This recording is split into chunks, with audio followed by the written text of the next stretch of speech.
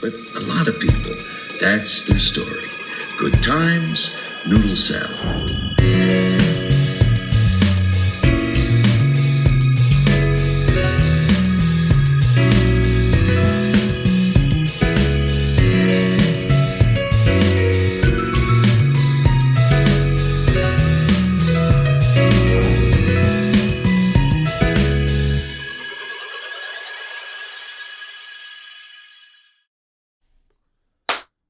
That was a weak ass clap.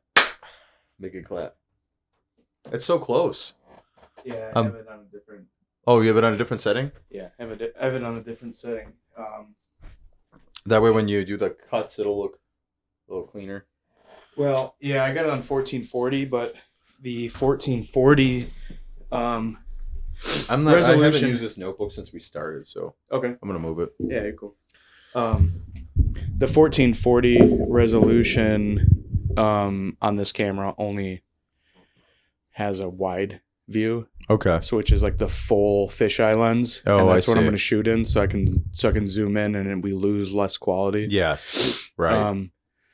So whatever.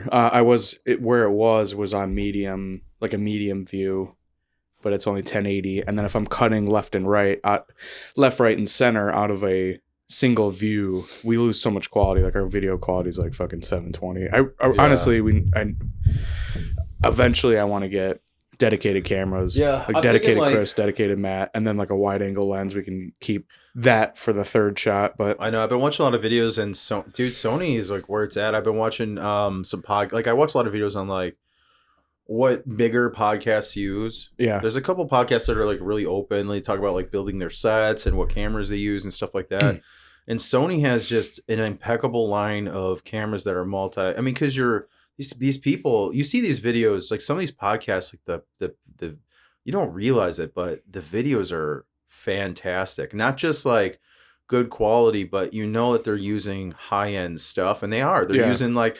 But the thing is like Sony has these cameras that are super high end, cinematic almost. I mean, really, they are. Yeah, and they're relatively affordable, you know. And that's one of the things we were talking about. Yeah. is even using old cell phones, because like the quality video that you can get out of like an iPhone now is insane.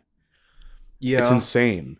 Yeah, and it's you're good. filming on your iPad a lot. The video quality of that's 4K. Actually, all the videos you're seeing are from my iPhone because I use Logic on the iPad. And I'm not well versed enough to be able. Still, I don't know if I can do both, and I really don't feel like spending days. Yeah, but figuring still, it out. you're getting a 4K video out of a cell phone, right? Which is insane. They're decent. They're pretty good. It does take a little bit of finesse though. It doesn't come out looking like that. Like if I showed you like nothing comes out good raw. Like there's filters on that. There's filters on that. It's not I don't know how to explain it. It's not like another thing I find is that and this could be a setting that I'm unaware of or something, but the lighting changes randomly on the videos. So like when you watch like my videos of me playing piano, and you see these like light effects, like that was just me recording, and that's what for some reason the camera did. So I don't like that. Yeah. It's super, because it'll get really dark out of nowhere. Probably some setting I don't know about, or it's just the fact that it's using all this super high end technology in such a small space and such a small camera and whatever, right? I don't know. But I mean, it's good enough for what I'm doing. I mean, I'm not trying. I mean, I would love to make like cinematic videos for some music pieces eventually. I mean, I don't know. We'll see. Which is going to require buying, getting some decent cameras and stuff, obviously. Yeah. But even for this podcast, it'd be cool to have a really nice camera. Then you can like zoom in. It's super clear, and editing would be cool because I mean, if you got a nice camera, you're going to get a decent editing software anyway. Which actually, what you're using is probably sufficient. But like, they have great editing softwares for these cameras that where you can really dial in the color tone you want, and the clarity, and right, the whatever. I'll mess with the color a little bit, but like for the most part, it's just a video podcast. So I'm not worried about color. And from what it seems like, and I don't know if this is how it's going to continue. The first two looked like shit. Yeah. So messing with the lighting and Yeah. and then also actually editing. This is what I've been doing the last few days is editing, actually cutting left, center, and right Yeah. into the podcast so that you have some movement in the video Right. of like, yeah, we're talking, but like, all right, Matt's talking right now. It would cut to me. And then maybe if you're chiming in as I'm talking, I would cut to a wide angle. And then, if you end up taking the point over, then it goes to you and whatever. Yeah. Or like maybe if I say something and you react, then I'll cut to your reaction. And I think it makes a difference for It does make a difference. I watched the last, the ones that you posted, and honestly, I think it makes it a little bit more interesting to watch, I mean, because there's not, watching a podcast isn't that interesting to begin with. Yeah. But there is something about it that's there's something about it that's cool, right? I don't know. I still do it, even though I'm like, it's just them talking. Yeah. Right. So having a little bit of movement is more interesting. Like if it was over the top, it'd be annoying, right? Like I can't even watch movies where the camera angles change too frequently. It freaks me out. I'm like, like you've ruined this entire, like I get what the cinematographer is trying to do. Well, do you remember the early 2000s? Actually, when Netflix started putting out like crazy, like epic ass movies. Yeah. I was like, I can't watch most of them because of that. They're all trying to, we're in this weird day and age where music's super like extreme, videography's extreme, color palettes like in movies and film and art is like extreme. Like everything's so like over the top in order to stand out, right? So I'm noticing it even with like not maybe like Hollywood. Like, people in Hollywood kind of know what they're doing, but like when you get into like Netflix and I mean that's still Hollywood technically, right? But when you get into like, and I don't want to even say it's lower budget because I don't think that's true. But when you get into like a lot of, and it's probably come a long way, but I mean like 5, 6, 7, 10 years ago, whatever, like when Netflix, well, whatever it was, however long ago, I don't know, my time is probably 10 years. Maybe 10 years ago. When they really started putting out their own content. When they started putting like really sci-fi-ish like movies, it's like, the writing's great, the dialogue's pretty solid, but like the cinematography was just like, someone was like, yeah, I really gotta, this is my shine. Like super stylized, or I don't know what you mean. Stylized, what are they doing? Yeah, that's stylized, but like the camera angle shots, or the switching of the cameras was so rapid that like I couldn't not notice it, and it ruined the entire. I can't even watch, even though like the writing was great, the acting was great, the music was good, like it was so abrupt. It'd be like do, and I'm like, all right, man, like I get what you're trying to achieve here, but like. We got to remember too that we're like filming in super high definition, right? So when you have these changes in camera angles so rapidly, even if the picture stays the same, it's like it's so visually confusing because your own eyes don't even fucking do that. Do you follow? So it's like, oh God, what are they called? Oh no, Corridor. I don't know why I was drawing a blank. I have no idea what you're talking about. Corridor is a YouTube channel. They'll do like visual effects artists react, and they'll break down what these. Oh yes, I have. Oh my God, I didn't know the name of the podcast. All right, so yes, I watch it regularly. I don't know. Well, they have a podcast that like that they joke about like 0.01% of their audience actually listens to the podcast. Yeah. But then so anyway, they do these videos where they break down like what's happening in these effects. Yeah. And they like, so watching a lot of their videos kind of gave me like a small snippet of the language to describe what you're trying to say. Yeah. The movie that comes to mind for me, it wasn't Netflix. It was when Blu-rays started coming out. Yeah. You had a movie. What was that assassin movie with Angelina Jolie? Do you remember that movie? That I don't know. Where she like takes on like an apprentice and teaches him the ways of their assassin guild. And it's like Chris Pratt is like the best friend who is like fucking the main character's girlfriend. He's like, he has a small cameo. Oh my God. Yeah. And then they're like running on trains and they're like curving bullets. Oh yeah. The fuck is that movie? About that movie? What is that movie called? Oh God. It doesn't matter. Yeah, it doesn't matter. We all know what movie it is though. Yeah. It'll come to us. Anyway, that's movie, my point. That movie didn't have motion blur. Yeah. This is the main thing. It didn't have motion. It didn't have, maybe it had motion blur. Maybe that's not the right thing to say, but it didn't have enough motion blur. Right. So when you watch something that's super, like when Blu-rays came out, Yeah. It was like super high definition movies Right. at home, and like that was like like the step from VHS to DVD was pretty good. Right. The step from DVD to Blu-ray was insane.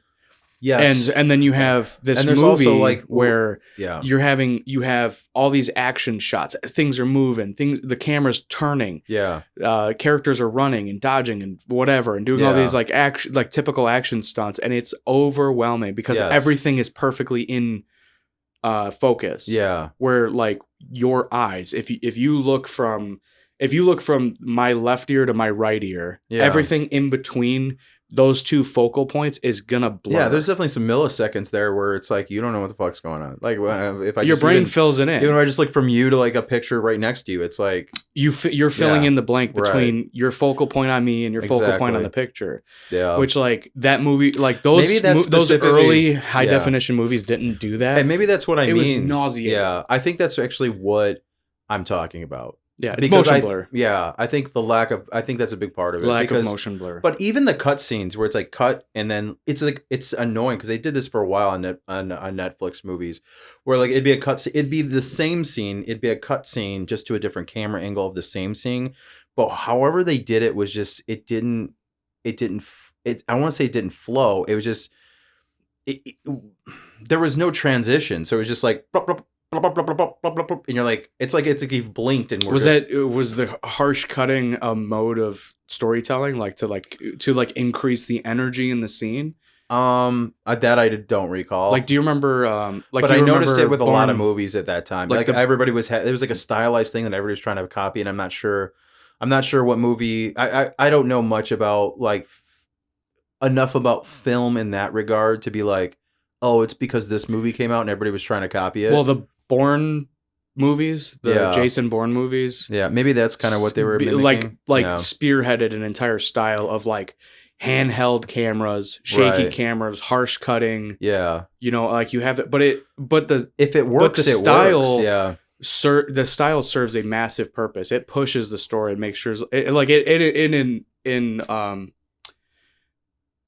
drawing a blank. It ensures the energy of the scene is up. Interesting. Yeah. Instead of having wide angles and like the action has to be what is keeping your attention. Well, you know what? Now that you say that, because I don't remember the movie specifically, but there is like a scene, as I've been talking about, there's a scene from a Netflix movie I watched 10 years ago or something that I was just like, oh my God, what are they doing? I hope this isn't like how movies are going to be forever. But I think it was just like an opening scene. It was very stylized. The hue of the scene was very like greenish, kind of crappy looking, right? But like super high def at the same time. And it was just like a scene of like an open, kind of like dark, dingy, maybe parking garage kind of setting, like some kind of industrial-esque kind of vibe, right? Okay. And then like they were doing these cutscenes, and I honestly, if I remember correctly, this was the opening scene. So like it opens with this music that's epic and dark and creepy or whatever it might have been. And then but it's cutting so much that I'm like, what are you cutting to? Like it's a natural environment and nothing's going on. And here we are like cutscene. It's like the same place, but like a different angle. And then I realized as the movie went on, this cinematographer was like, or I don't even know if it's the cinematographer. I mean, it might just be the guy who pieced it all together, right? The engineer or whatever was like, oh, this is how we're going to, the director or whatever producer. I mean, did it serve a purpose to set the scene? No. Like, oh, I'm showing you a bunch of you know different me. stuff I'm an know. artistic person, and I think that if I would have understood that, and maybe that's why it was so unsettling to me. What movie was it? Do you remember? Not a clue. I don't remember. But it's not just this movie. It's a whole, it became a style. It became a style that I'm like, oh, and I literally stopped. I literally don't have a Netflix account to this day because I have such a hard time watching Netflix. It's probably better now, but like I was like, I don't even want to watch Netflix anymore because I can't. Like it makes me nauseous because Those I'm movies. Like, yeah, it's not even. It's just a style though. I mean, they put out stuff that's not like that. I mean, they have. Of course. There's rom-coms on there that are Netflix. Oh yeah, for sure. Produced, I've watched you know what I mean? those. I'm not saying like I've never watched anything on Netflix again, but like I'm someone that looks for really artsy cinematography, great music. Like that's my. Have you watched any of the A24 films? No. A24 is this production company that is just like completely left turn from the norm of like what most these production studios have tentpole movies and series that hold up the rest of the studio, right? Like you have Marvel, which is holding up the ability to make all these other movies because they grow so much money. They're keeping the lights on kind of deal. You know what I mean? Okay. A24. So there was a formula for these movies for a long time where it's like, there was a formula for a long time where these movies are being made and you kind of know the outcome of the movie just based on the type of movie. Are these it is. Netflix specific movies? No. Okay. No.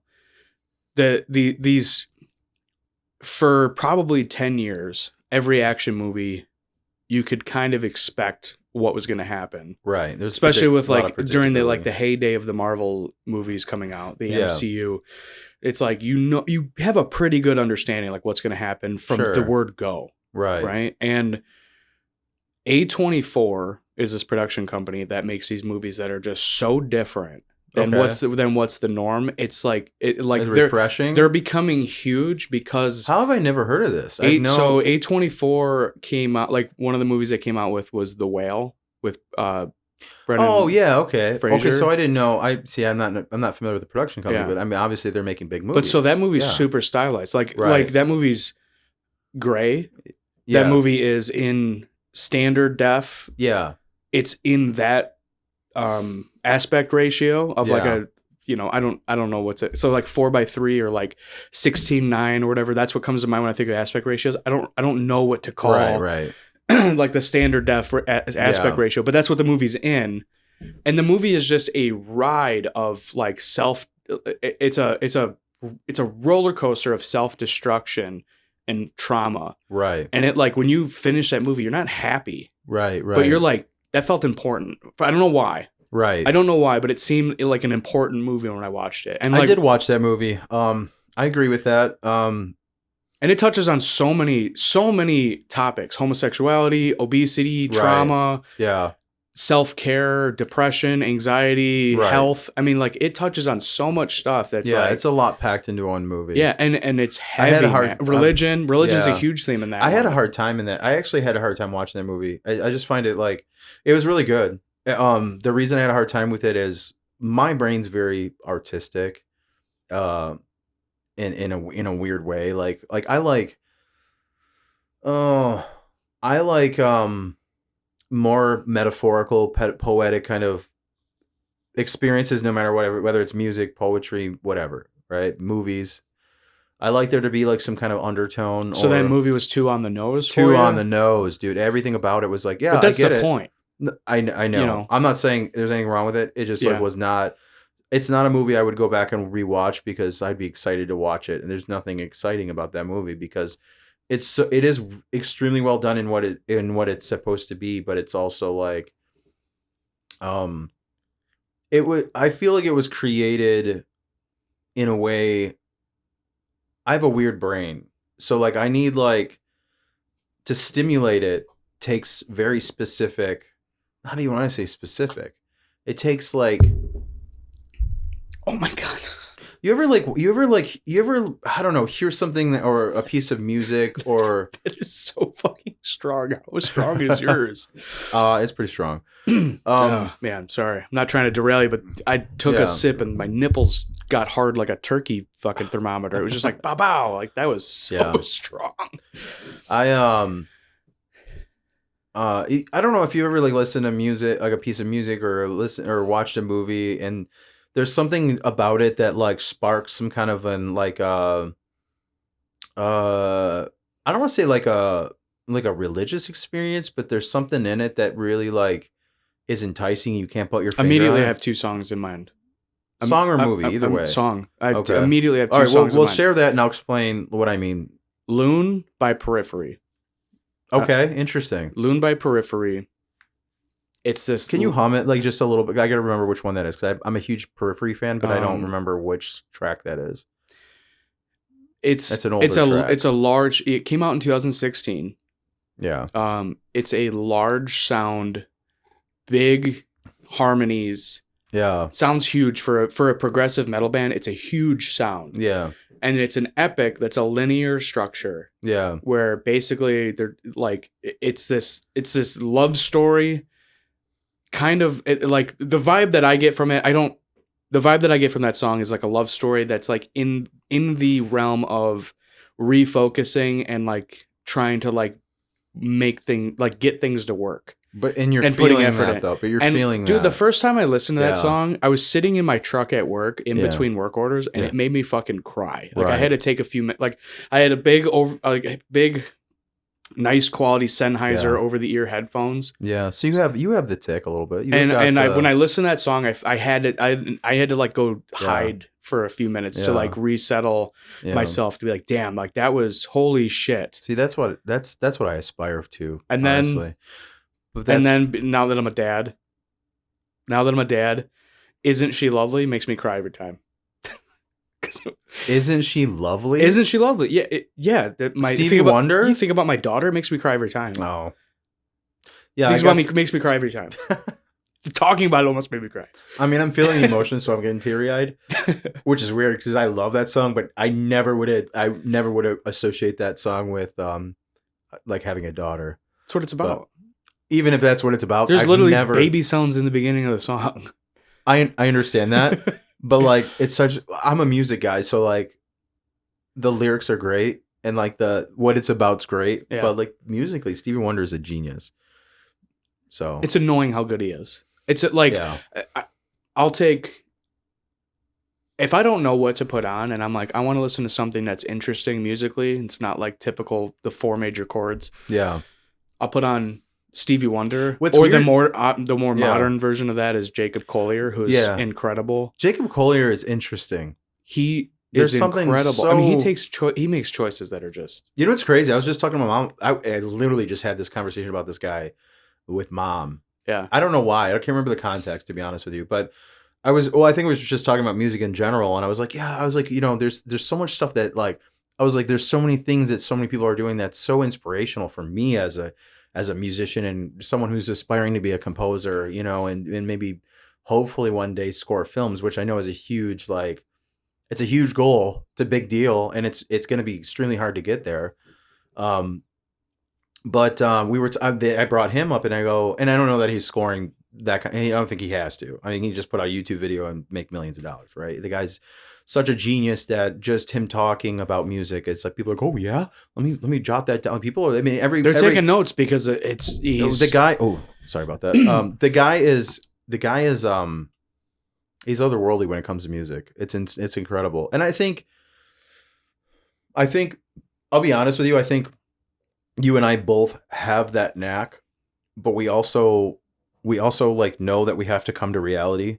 Whereas like he was able to like live in that world, and it's just been so good for him. And I wish, like, God, it's like inspiring, but at the same time, it's like, man, if I would have just been who I was about music 20 years ago and never changed and never focused my energy anywhere else, I would be. I'm not saying I would be on his level because the guy's no, but you would be further. I That's the be point. like I would be doing a lot of the stuff that I think he's doing. Yeah.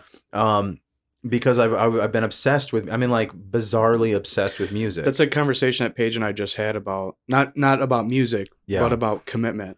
Yeah. And I was talking to her about like we got to make sure that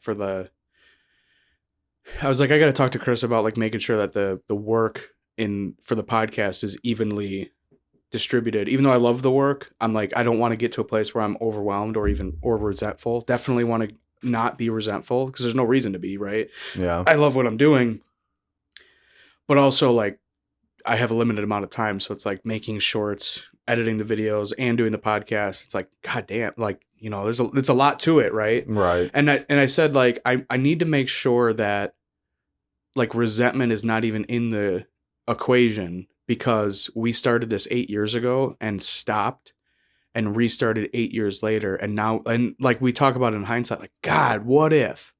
And then to take that even further, I started a YouTube channel. Well, I'm going to be honest with you. I'm not going to 2009. have. It's not going to be 50-50. It won't. It will never. That's be. fine. I can't do it. It's fine. I work. But that's I not- work. Well, there's layers to this because I work, and I'm not trying to derail you, but I just want to throw this out there. I work a lot of hours. I'm doing music. And You don't have to justify it. yeah. I was just Yeah. saying openly with her, I'm just. I got to telling- talk to you I'm about just- making sure that everything's right. the work is more distributed because I'm like, man, I'm like, the amount of work that I've been doing over the last few weeks is like, it's not sustainable. You know what I mean? So that's all I was talking to her about. No, that's understandable. Yeah. So, but like we were talking about, like, all right, we did the podcast 8 years ago with Matt when we had Intra. Yeah. But then to take that even further, like, oh, what if kind of deal. Yeah. To take that even further, I started uploading videos on YouTube in 2008, 2009. Yeah. You know what I mean? And then it's like I would take it seriously. Like I had Money Shots clothing company, skateboarding company. Right. I took that seriously for 3 months. Yeah. And then we redid, me and Austin Woods came up with Parafron. Right. And we took Parafron seriously for like a year. Yeah. And then we fall off of that, you know, and then.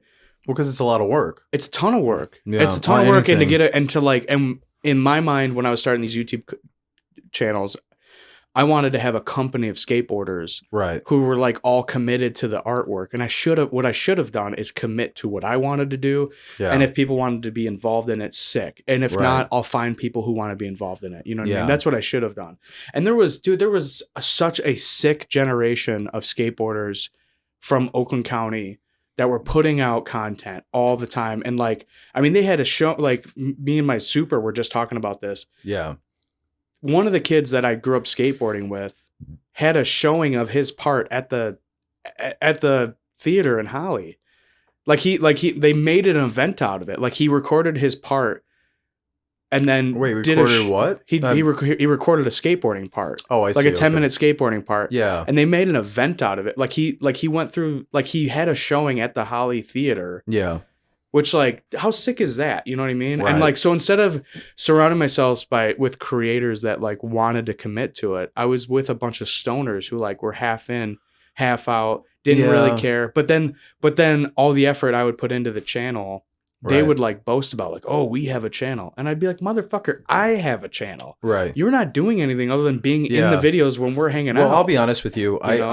So there's a couple of points that I want to make here because what I do creatively and the way you handle things creatively is vastly different. Yeah. You like, which is good. It's good. It's good for this podcast, but it's not going to be good for me to take a whole lot of reins on on certain things because it's not going to resonate the same way that I think you have a good way of resonating with humor and lightness and whatever. I'm not that person. So like for me to have any major, I definitely want to contribute to a lot when it comes to like I could definitely do a lot more editing and stuff, like more of the technical side. I think I could contribute a lot to. But anything else like that's going to be all you. Advertisement 100% is going to be I'm way too serious when it comes to creativity to even understand how to resonate with people through humor. That's fine. No, I mean, like if we're talking like actual things that I need help with, like what we talked about is like, hey, if you're going to listen to the podcast anyway, like listen back to these episodes, write down timestamps so I know what to clip out. You know what I mean? Like that kind of stuff I need help with. Cause I was like this morning, 7 a.m, I'm listening to a podcast with it playing at like 180 speed. Well, this is the and problem. I'm just like though, waiting for a subject things that I are want to be, clip out. Even that is going to take some time because I've listened to all of our episodes over and over again, like at work and stuff. When I've got the time, I can do it. Yeah, and pay a little bit of attention to, but it's going to take some time. Like the world of podcasting is kind of like get it done, clip it out, send it out, call it a day, and like. Which is good that we're doing it. We're putting out a lot of content, but I don't have the time to like, I can't do that on your time. I can't do it on my time even. I barely have my own time. To put it in perspective, I just started to go venture off into like what other things I'm dabbling in. Mm-hmm. So like I just started basically a month ago. I just was like, all right, screw it. I'm gonna buy some stuff and just like start doing music again. Within that month, I think I probably have at least 120 tracks between Logic and some other softwares. So to put it in perspective, in order to write one album, I'm making 100 songs, and not saying that's and I actually have put that since we've been doing this because my focus has been kind of branching back over to some other avenues. 'Cause I needed a break anyway. I got really like overwhelmed with writing music. Um, but so my focus has been a little bit more on this and kind of blending the two. And then also I put out probably 20 something songs, right? I have like an album of 15 songs. I have an EP of I think 6 songs, and then I also have like 2 or 3 singles. One like couple piano pieces, and then there's also like 10 videos.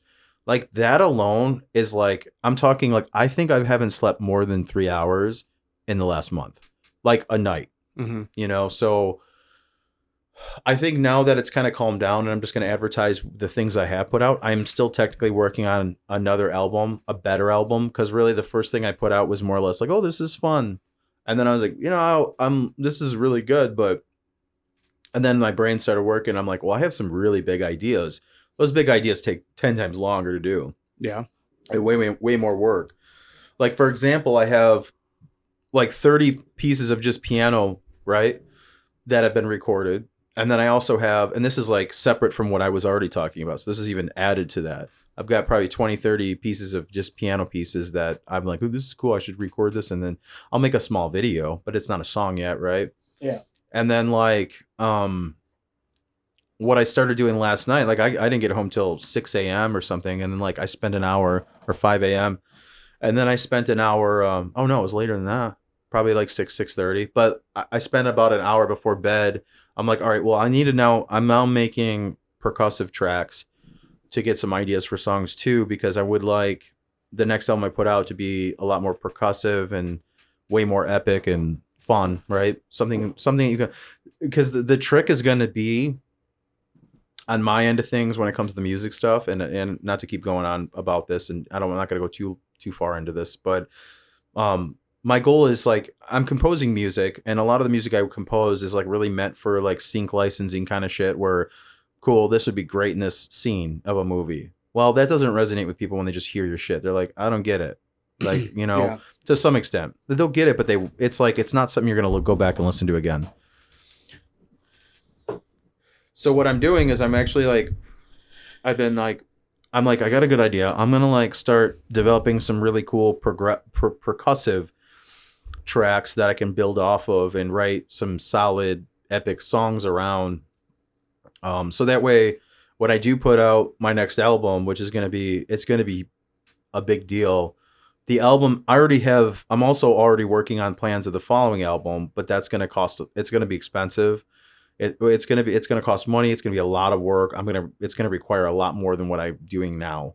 And why is it going to cost anything? So I have these big plans. My next album, I was kind of on the fence. I started doing a lot of piano pieces, and then my EP is a great example of it. It's band-esque in a sense that there's bass, there's some guitar on there, there's some cool shit, right? But the whole album isn't going to be just that style, because that style, while it is band-esque in a sense, it is still very orchestrated composition style writing. Initially when I went down that rabbit hole, I was like, I'm going to have a bunch of piano pieces. And I was like, no, I don't want to do that.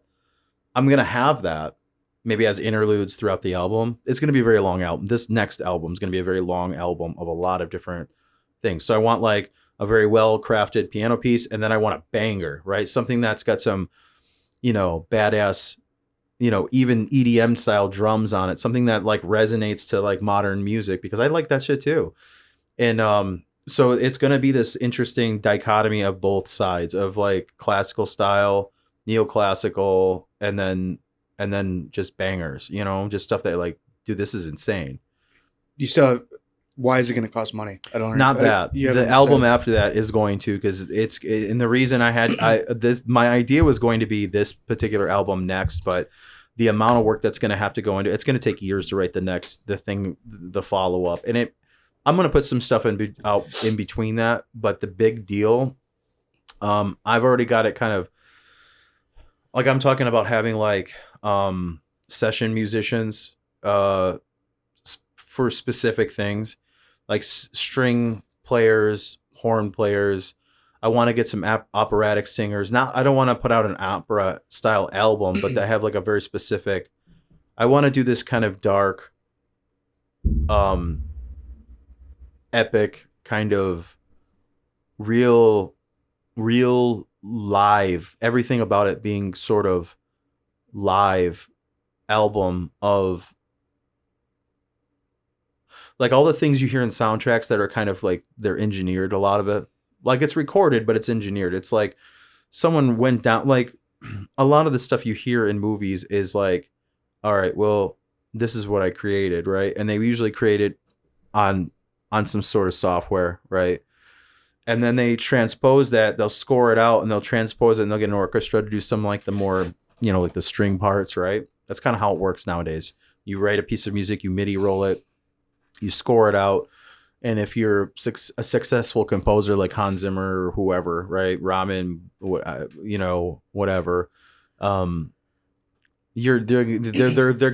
then gonna bring forth an orchestra to perform those things for video games, movies, whatever, film. Not that like I'm getting into that realm even close, but I think it would be really fun, even though it will be expensive, having the session players. I also have like a vision of cinematic music videos, not like there's not going to be a lot of singing. And if there is, it's going to be more in the operatic kind of like cinematic realm. It's not going to be like, oh, these lyrics resonate with me. I'm trying to avoid that at all costs, because that's not the music I'm trying to achieve. My goal is to bring just music itself to the forefront, because we've lived in this world for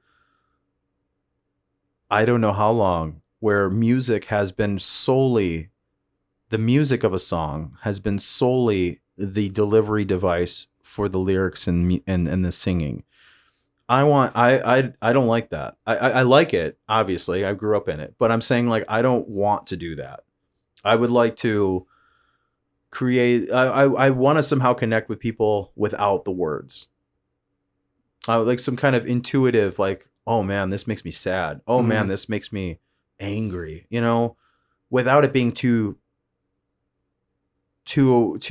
cut and paste composer style, with it still having band elements of like real groovy bass lines and some really extreme percussion. Did you listen to Andre 3000's Flute album? I have not, no.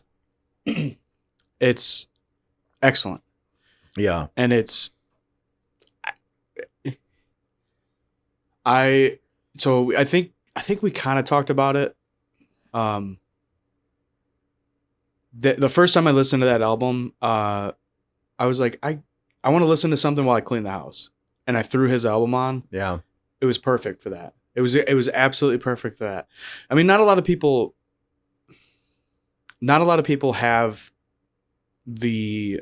That's exactly why I want to do it. I want to find a way to resonate with people. So when you put my track on, like, don't get me wrong, you can put an album out. Like, I mean, think about it. Like, you got like back when we were kids, and I don't know, you might even be too young for this, but you had like Yanni and you had all these new age artists, right? I consider myself sort of a new age artist because I'm not in the soundtrack world. I'm a composer by definition, but I'm not in the composer world life, right? And it's going to take 20, 30 years to get there probably. I mean, you have to put the work in. But I want to find a way to resonate with people without there having to be like a good example. You ever heard that? I'm not derailing from I just don't know anything about the 3000. I have to listen to it, and we'll have to touch base on it on the next podcast. I will listen to it tonight because I would like to talk about that, because I've heard a lot about this album and I want to listen to it. And I'm going to listen to it tonight. And we can touch base on it next podcast. But I don't know enough to even like carry on the conversation with that right now. But what I really want is, what annoys me is that what makes a scene in a movie, people don't realize, like every movie you ever watched, the reason you feel anything is, well, not every movie, but most movies, the reason you feel anything at all is primarily because of the soundtrack in the background that you barely notice. And what I want to do is I want to bring that to the light. I want to bring it to the forefront and go, if you listen to this track, you're going to feel something and you're going to know what you feel. Like it's not going to be. I think that's the point, though. if a composer does, if someone writes a score and they've done their job well, you don't notice it. No, that's sure, but that's not what I'm saying. But you're saying if I was scoring music for a film, absolutely. What I'm saying is I'm putting on albums right now. I'm never. Yeah. It's going to take a long time. Even if, who knows if I'll even get to that point in my life. See, we talked about that. We talked about this. You wanna write scores. Yeah. So just write them. You know what I mean? Like we've talked about that. Like No. Like why not just rescore a movie and put it out and go, hey, look at what I did. No. Yes. Yeah. That's yeah. I'm saying. In addition to putting out albums, you can put out albums, whatever. That's not what I mean. That's not. Oh.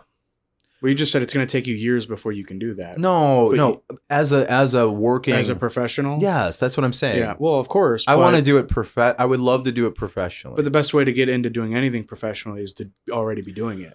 You know what I mean? Yeah, I get it. Yeah. No, I understand what you're saying, but it's like it's a weird piece of advice. It really is, because it's not you have to be a musician. You have to like really develop a style. You have to be already writing stuff that hits a note that people are like, "Oh, dude, I want you to compose this album." You know what I mean? It's not like, "Oh, look what I did to The Godfather." No one's going to get. By the way, there's millions of people on YouTube right now doing that already, and no one's giving a I mean, they're making YouTube views, I'm sure.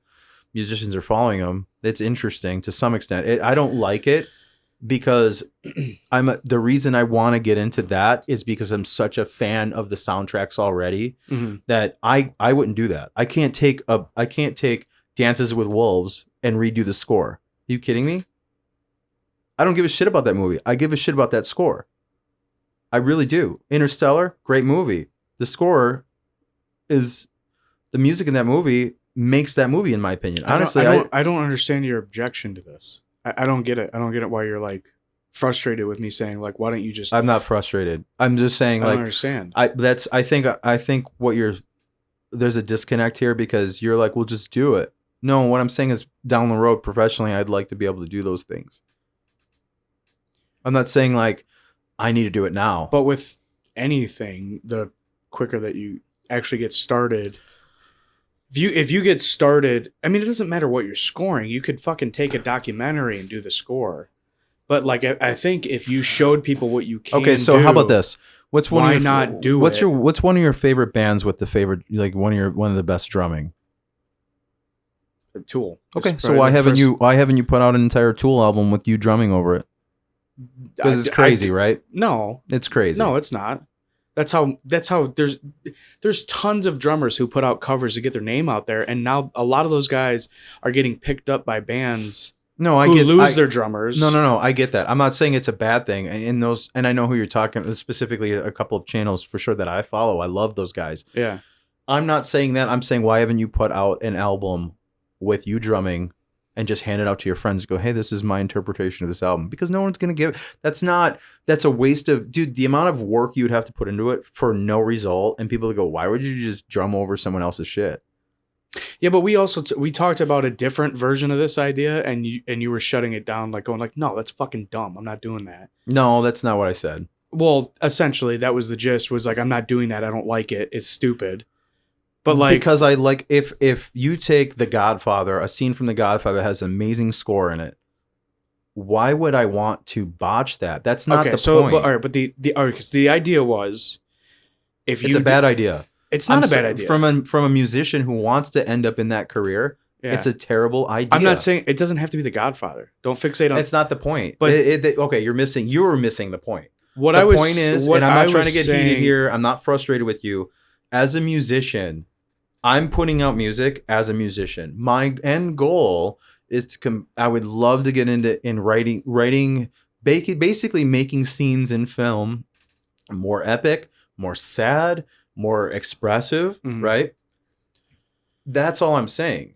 And you're like, well, why don't you do that now? Well, because if I was going to do that now, I would want to be friends with a filmmaker and do it with someone who's up and coming as an independent film artist. What I was trying to... I'm not going to botch something that's already immaculate. No, that's my point. Yeah, but you're fixating on something that's done and done well. It doesn't even have to be something that is like the top tier what I was trying to tell you on the phone. All right, so the idea was you could get the main idea was like there's not much of an audience for either one of us. And like doing the podcast, we're building an audience, and hopefully some of that will trickle into getting an audience for your music, right? And then that conversation led to, well, how can I build an audience for my music? And I said, dude, people watch, or you said, people watching piano videos, they're going to like look at it, and if they're not a musician, they're not going to give a shit, right? And so I said, if you could make people give a shit by having a story. And if the story is, hey, as a composer, can I take this scene that maybe is a drama scene and change it into a comedy?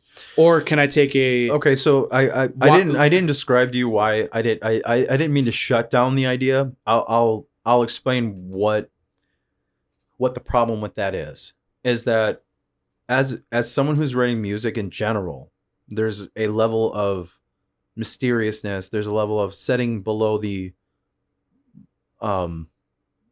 behind the scenes, behind the curtain. It takes 30 years to be I mean, I don't want to say any musician, but if you're in the world of making elaborate compositions, I don't want to be the next Jacob Collier. That's not my calling. I don't want to be YouTube famous. I don't. That's not my. Maybe on if the podcast does well, that's awesome because we have good conversations. That's different because it's natural. I'm not going to force a narrative in order to get likes or whatever. But at the same time, I do want whatever I am putting out already to be palatable. Yeah. So that's what we were talking about though already, is that you don't have an audience. And this is just a medium to get an audience. That's what we talked about, you know? Yeah. Like, and it's not like some corny, oh, this is my corny hook that is cringy. It's just like, hey, this is the kind of work I want to do. Let's play with this work that I do and see what I can create. Let me change the feeling I'm not scene by changing the music. See, I like to some extent that idea. There's already channels doing that. And as someone who's a musician and loves music and loves watching people play their songs, I hate it. I hate it with more than any. I hate it to a passion and to some ungodly degree. When I see it, I'm like, I don't like it. I don't understand. Why it do you is hate the it? most corniest, even if it's fantastically done. I like when people do Foley, like their own, like there's those channels where people are doing their own Foley to videos or cartoons or whatever. Yeah. That I can appreciate. But like, this is someone that felt something and poured their heart and soul into. I know this is going to sound really corny, but someone poured their heart and soul into making sure that this moment resonated with everybody. The amount of skill and knowledge and hard work that goes into that, it's an abomination to go, well, this is my version of whatever. I'm sorry, it's an abomination. I just don't think it's that serious. It is. I don't think it is. It is because like if it is you're not doing Star Wars artists and Interstellar and fucking The Godfather. I'm saying like do it to a documentary. Do it to a sitcom. Now, mind you, hold Take on. a scene from a sitcom and make it into an A24 drama. I guess what annoys me about the conversation entirely is that this is an entire thing. Like in order to become a sync artist, you have to already be doing this, right? I'm not saying what you're saying is wrong, and I'm not saying I'm never going to do it because in order for like for example, if I got in touch with music supervisor, they're going to want to know like, all right, what's like show me some scenes that you've reinterpreted. That is a normal standard. So why are you gatekeeping yourself? I don't understand. I'm not. I'm not saying I'm never going to do it, but it's never going to be the premise of what I put out on social media. That's an interview type thing. And I'll be honest with you, I would be really surprised if these YouTube artists that are specifically have channels for this are getting contacted by music supervisors for their movies. Okay, but people who are not doing what they want to do for a living are not putting out feelers. No one's no one's going to contact a small artist who doesn't have content out there. Okay, man. You're not even letting me talk. No, but you're saying it as if like this is one of those things where you do the thing, but the thing you're describing is the thing. It'd be like for example, we don't talk. Remember when we shut down we had to re-record our first podcast because we were talking like we're in an interview. Yeah. What you're describing is literally what you do as an interviewee for a serious role, like a serious job. It's a huge job. It's a huge profession. I don't. It would be like me having. Why not showcase what you can do to the public to eventually get an audience with someone who is a gatekeeper? No, there's nothing wrong. I find it in bad taste because as a musician, you're writing music. As a composer, you're composing music. As a film score guy, someone came to you and said, I really like your music. I like your vision. I like your artwork. It'd be like if you saw a famous artist, like as a musician, right? And I do this now. I'm friends with amazing musicians on Instagram already. And then like I just started my Instagram and like, you know, they like all my stuff. I like all their stuff. And their artwork, their paintings are so like, I've never seen art like this. It's so macabre and dark, but at the same time beautiful. It's amazing what people are putting out, and they're underground.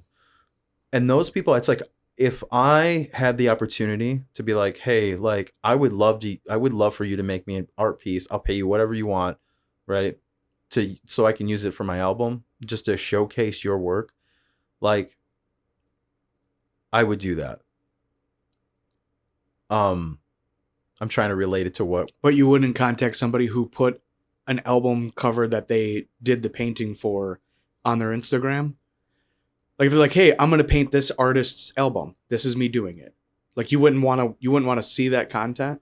Yeah, but if someone, my point is if someone liked them doing that, they give them the green light to do it. There's a whole level of professionalism that's involved in this, and I feel like some of those people are kind of they're kind of putting themselves in a corner when they do those things, because you're stripping, instead of just putting out albums of songs that you've created, you're putting out you reinterpreting things that people have already poured their heart and soul in and have won Emmys over and shit and Grammys over. It's like, stop. I get it, but it's cringy. It's cringy.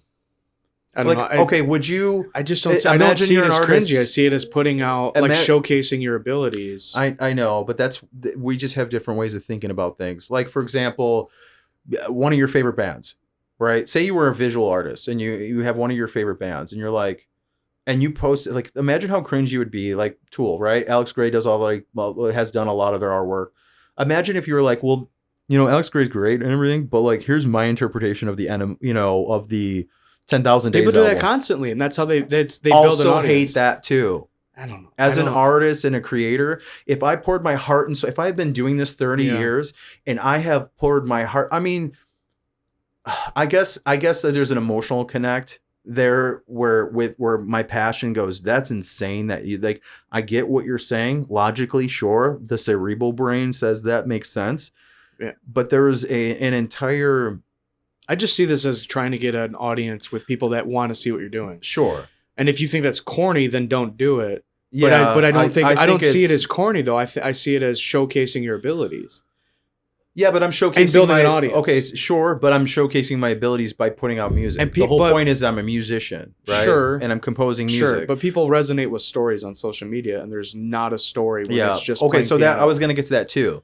This is where it gets tricky as a musician. First of all, not a lot of people are musicians, and if they are, we've had this conversation where you have to be an absolute virtuoso to like blow up, right? I don't want to blow up. That's not the point. And I don't want to be a virtuoso. I want to write really solid, awesome, feel like music that has feeling and movement and whatever, right? If I'm, there's this weird place where if you want to be successful, like on social media or on these different platforms, you can be yourself, but there is like a format. There's a format to the the comedy podcast to some extent. I'm not saying it's engineered. It's not. But there's a format to this. There's a format to that. There's a format to this. Like you're kind of putting yourself in a corner when if I like, for example, say I do what you say and it blows up and I'm like YouTube famous now. This guy's like recomposed. First of all, I'd feel kind of guilty because I'm like, these are musicians that are something I aspire to be, and to, in my personal opinion, botch whatever they've done. I mean, I know from your point of view, you're like, well, you're just trying to grasp an audience. Yeah, well, sometimes sacrificing that for the professionalism and the passion of the craft is more important. It doesn't have to be in the vein of tainting what someone else already did. But it would be. Doesn't matter how good it is. I disagree with that, dude. Thomas Pridgeon, drummer, Mars Volta, went to Juilliard, one of the most talented percussionists of all time. Yeah. In his Drumeo interview, he talked about how he hates drum covers instead of reinterpretations because someone already did that.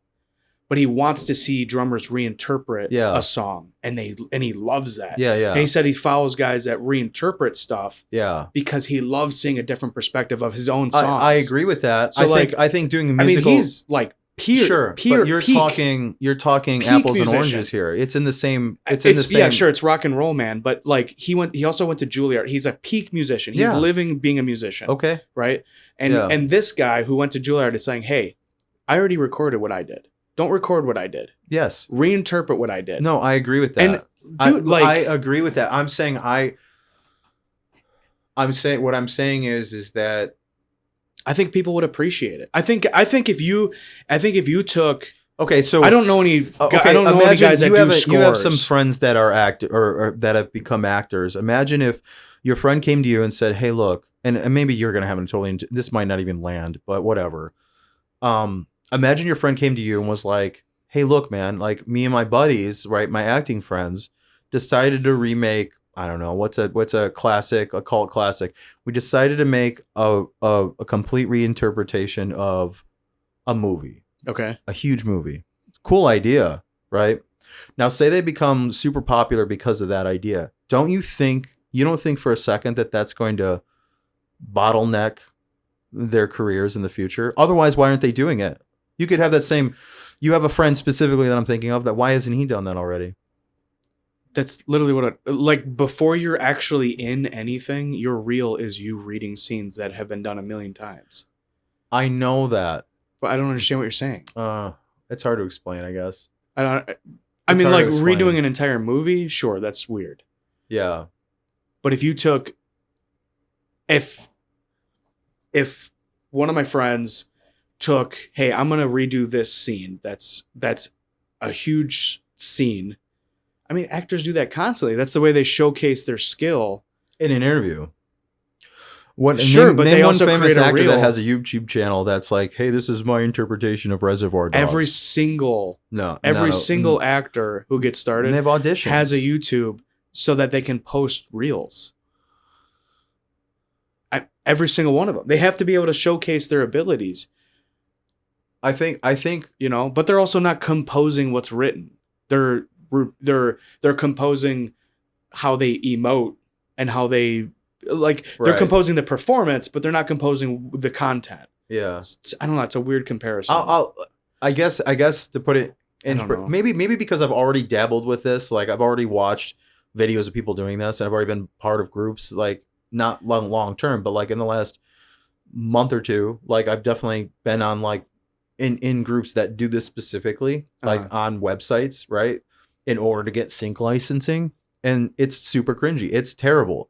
And it's not because the music's bad. It's not because maybe the scene they chose was not correct. It's not because they're talentless. It's literally just from the foundation up. It's so hard to watch. It's like, it's bizarre. It's very bizarre. Why would it be hard to watch? What are you seeing in the video? It's because I think like there's a jazz pianist who he explains what he's doing as, I don't remember his name. I was watching him a few years ago on YouTube, and he would explain what he's trying to do as he's writing it. And it was compelling. It was compelling because I don't know that stuff. It was compelling to watch somebody try to figure it out. So I think if in this video, say you agree to do this, which you wouldn't because it sounds like you'd rather be on fire than fucking do this idea. But if in this video, you have a shot of you and you have the scene, and you can work through it, which is the story. The payoff is you figure out what you want to do musically for the scene. If that is the story, is you watching the scene, trying to interpret I'm it not saying as it- you go, like and I then you said- finish it. That's the payoff of the video. I don't see that being cringy. I see Yeah. it as being like informative for somebody that doesn't do that.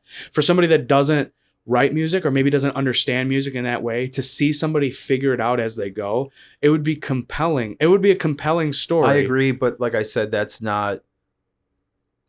I think I'm not saying it's. And it would be a showcase There- of if you're doing it regularly, abilities. if you're doing it regularly, be like, oh, this is my reinterpretation. It's obnoxious because it's like you're taking an artist like as a storyline, as like this is me. This is how I have developed my ability. Yes, if there's the story, I agree with that. Like I've developed my ability to synchronize, right? Do sync licensing. This is how I've gotten my job doing this. Cool. That's a cool YouTube channel. Totally agree with that. I'm a musician who's putting out music, who has aspirations to do that one day. But until I'm already doing it, I don't feel like I have. You mentioned when you have these artists that like go to Juilliard and they become super big time pianists and music writers and whatever direction their lives take them, they already have a foundation that they can do whatever they want. Like if that guy, for example, like what was the drummer you mentioned? Thomas sorry. Pridgen. Yes, if Thomas Pridgen went to Juilliard, famous musician, was in an awesome band, also like a rock star, right? Like he's got this awesome dichotomy in his life where it's like the professional side and then also the rock star. It's super cool. He can do whatever he wants now. You know, he's probably gotten his money. He can do whatever he wants. He's probably got a lot of opportunities. When you're like, but if he was just starting out, never went to Juilliard, I'm just saying like me, right? And was like, has these aspirations to like, or I didn't go to music school specifically. I don't have a degree in this, right? I've been a musician for 30 years. I know music. I like writing music. I have aspirations that might not be met specifically because of the lack of education, and it may be. It's possible. I'm not saying it's true, but in this day and age, I don't know that it entirely matters all the time. If I were, so I guess, I'm sorry, I haven't explained this properly, and I'm sorry for like sounding like I'm just shutting you down, like it's a terrible idea. It's not a bad idea, and I'm sorry for that. It's not, I guess it pulls on my heartstrings a little bit just because it's like, the problem is like I'm an artist, I'm a musician, I'm a composer at heart. It's not just, this is what I chose.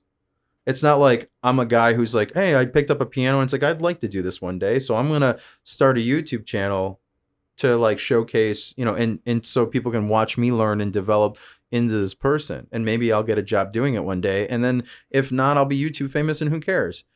That's not a bad, it's not a bad direction to go in. And honestly, if this was 20 years ago, I think and that type of thing was available and it made sense to do it, I absolutely would have done that. But like as someone who's been playing music for 30 years, when I listen to soundtrack music and it makes me well with emotion, like it would be like me rewriting someone's poetry and going, well, this is my version of this. You're not wrong. You're not wrong, but it's not right. You're looking at it from the vein of you're taking someone's piece and fixing it. That's not what I'm saying. I'm saying completely. I know, but I wouldn't even do it for that reason. though. That's my point. Yeah, I don't know. All I see it as you gatekeeping yourself by not showcasing your abilities. I think you as a musician should understand this, and I understand why you're holding your argument. But it's not a song you're reinterpreting. You're adding your music, your interpretation to a video. So I don't understand why you're so against this, that you're like, it's an abomination to Hans Zimmer. It's like you're not even touching his work. You're touching a videographer's work, a director's work, and then interpreting the scene with your music to emote a feeling that you want. Like I said, you're not wrong, but it's you're not wrong. But those are the things that inspired. I would never take something that inspired me and then completely redo it and go, well, this is my version of that. It's insane. I'm sorry, but it's a weird slap in the face to like what has made you develop these aspirations for you. I understand to showcase your abilities. Yes, you're not wrong. I couldn't. You're also looking at it from the vein that you're going to be, redo something you what like. I'm saying is I would have to find an independent film artist who's making pretty solid films that kind of resonate with the style of music I'm writing. And I would gladly do that there. Okay, then start calling filmmakers. Oh, okay. They're like, hey, hold on. I want to. Okay. Dude, I've said like 5 words this whole podcast. Can I talk without you shutting me down? It's frustrating. I want to, like, if you want to write scores, why are you not writing scores? And every time I've asked you that question. Well, I'm going to be honest with you. I think you're being a little disrespectful in the sense that I'm just explaining my version of it and you're shutting me down. I'm not shutting, your idea is not a bad idea. I've already said that many times. But you're like shutting me down as an artist, and I'm trying to express to you as like what the direction I'm trying to go in. Because I don't think you understand what I'm trying to say. I do. I've literally reiterated to you exactly that you are not wrong in these reasons. It's a good idea for these reasons, but the reason I wouldn't do that is because these are the people that have created inspiration for me. It'd be like if you, I can't even express it. Like if you had your favorite. If there was a specific band and drummer that was like made you a drummer and like your goal was to be the best drummer alive, you're not going to go and rewrite that motherfucker's album and go, well, this is my showcase. And I understand what you're saying, showcasing your abilities and expressing what made you get to that point is a great thing. But there is a level of like respect, even if I couldn't take a famous film that's already masterfully composed and redo it and go, hey, this is my abilities. I just said you could write a score to a movie that doesn't have a score that you like. You could write a score to a movie that doesn't have any fucking music.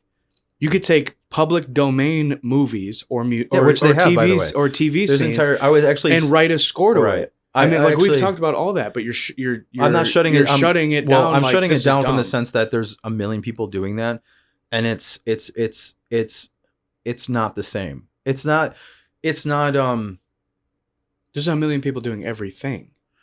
It's not your like, I don't know. I don't understand why I'm trying to. It's not like I really give a fuck about this idea. What I care about is that you have an idea that you want. You have a thing that you want. You have a goal.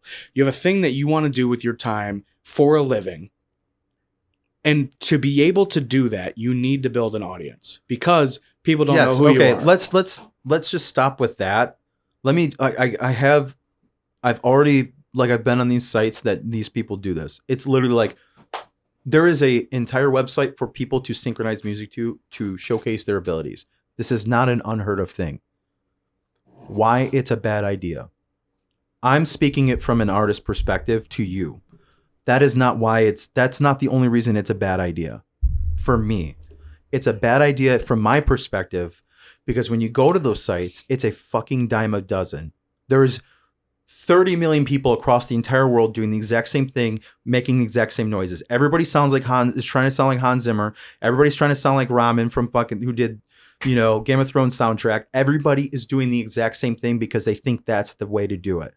So if you are an artist who is making real music and you're fucking grouping yourself with these people who are never going to go anywhere because they're trying to be somebody they're not, that is my point. And I'm sorry that I didn't express that in the right way, but my problem with it is that everybody is already doing that.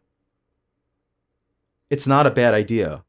It's such not a bad idea that there's 30,000 websites that you can join subscription and you get free movies. You get free movies and then they'll also distribute your shit to people. None of those people are going anywhere because you want to know why? They all sound like the Call of Duty soundtrack. Every one of them. They all sound like the Game of Thrones. Yeah. Every single one of them. So I'm sorry. I'm not trying to be an asshole and I apologize for getting like heated. It's hard to express specifically why without getting into like all the nitty gritty details of it. And I was trying to avoid that.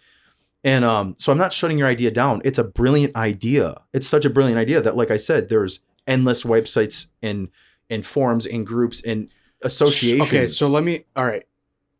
If you want to write scores, how do you write scores without ever showcasing that you have the ability to write a score? Just by putting out music? There's a million people putting up a new song every day. Why would they go to you and not Jacob Collier? Actually, there is a very specific way to do this, and I'm actually doing those things. So I guess we can touch base on that. And now that we're having the conversation, so the way it works is specifically, I'm composing music, I'm writing music, I'm playing these instruments, I'm recording stuff, I'm compiling stuff. Great. I don't have a following. I don't have an audience. You don't get an audience. I don't have an audience yet. I just keep doing what I'm doing. I keep getting people online. You have a specific. I don't want to get into the super details of this because it's a little cringy, but there is specifics. I'm talking macro ideas. How do you go from writing music, I'm being a nobody? Telling you, there is literally a. You just said I don't want to get into the nitty gritty. I'm saying macro. I want macro ideas. How do you go? Okay, I'm going to give you the generic, because the specifics are something I don't really want to discuss openly. I'll talk to you like in private about it. Whatever. So you make your music, you develop a following for a couple of years. People like resonate with your music, right? So, and it's not going to be pop music. It's going to be what you're aspiring to be. Mm. You make a professional page specifically on a site where you can contact these music supervisors directly. You get their contact, you reach out to them, go, hey, I see, and so you also get intel. I'm also on those pages, and I'm also getting intel on new movies coming out. When I get hey, we're looking for music for this, they send you emails. I reach out to that music supervisor and I go, hey, I'm really interested in this.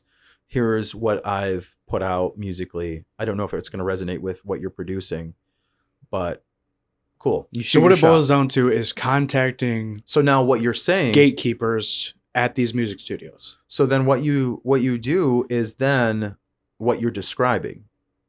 They'll send you a clip and go, all right, shoot your shot. Sure. Yeah, that's fine. Yeah. I mean, obviously what I'm they're saying going to see what I guess my point is that there's a professional version of what you're discussing, and then there's the YouTube version. Right. And I don't want to get stuck on this side, because like I'm serious when I say like I would like to aspire to that. Yeah. And follow the steps to get to that point without disrupting. Well, so I'm looking at this like these people are going to find you.